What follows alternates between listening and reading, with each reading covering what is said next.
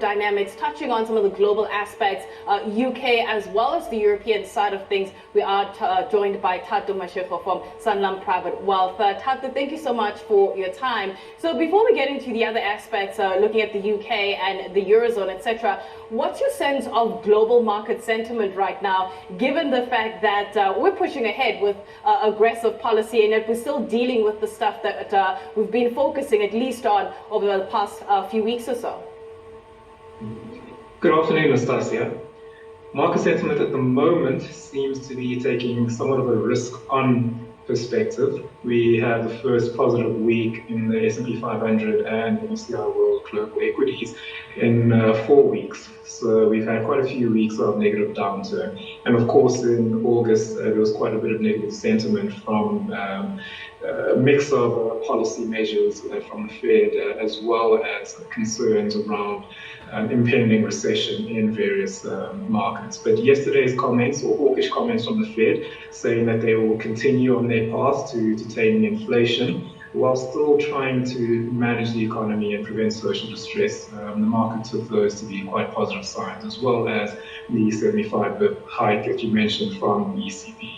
There also seems to be a bit of a positive view with regards to Chinese demand possibly picking up in the last quarter of the year. We obviously know that there have been increased lockdowns recently as well, but some participants in the market feeling that this is not going to be as prolonged as what we saw for Shanghai lockdowns. So some positive perspectives seen today in the markets, and the dollar has softened, and we've seen risk assets responding favorably.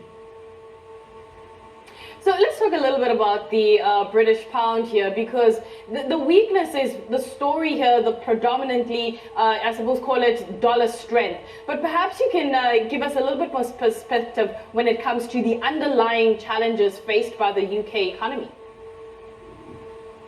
The pound, of course, has weakened considerably year to date, and we now have the pound at levels not seen since 1985, which is quite some time ago. So I believe the pound to the dollar is at 1.14 at the moment, and there are significant challenges that the UK economy is facing. You know, that inflation at 10.1% year on year on the past reading, coupled with what some would argue has been a slow response by the BOE in terms of initiating its rate hiking cycle, as well as the issue with energy prices, which is being faced by the whole of the Eurozone with regards to natural gas imports from Russia.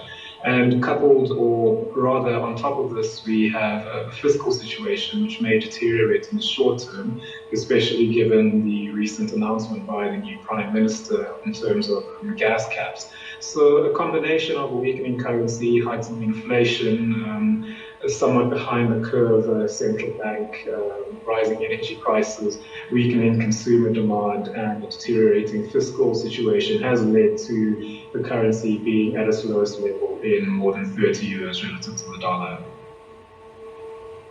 On that note then, regarding Prime Minister Liz Truss's pledge to deal with the high energy costs, what does it mean for the Bank of England? Does it help or hinder them when it comes to their fight against inflation? It may hinder them to some extent. Now, the government has said that they feel that this price cap will reduce inflation and lead to lower borrowing costs in the region of £10 billion on a monthly basis going forward.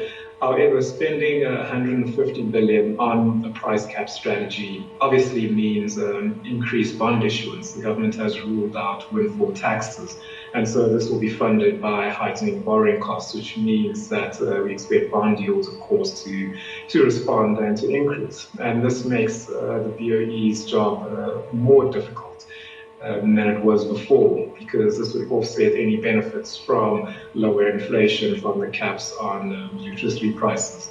And so it does complicate the picture as well. Another risk, of course, is that this cap becomes permanent. Now, it has been set at 2 years, so it will expire in 2024. But if gas prices have not moderated by that point in time, and no one knows exactly what the outlook is as far as geopolitical concerns are So that could lead to the gas policy being maintained. Even worse, if gas prices continue to increase in the short term, then of course the government has to cover that subsidy in terms of the margin between where the cap is and where market prices are. And so that is also a concern.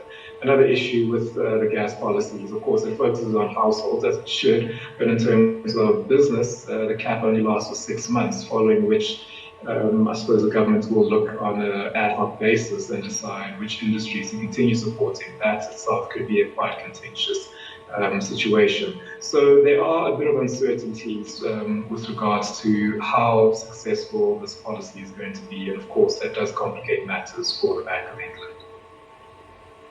Thato, thank you so much for your time. Unfortunately, we have run out of time. Would have loved to get your perspective in terms of your sense regarding local earnings season so far. Nonetheless, we'll continue to cover all of that next week.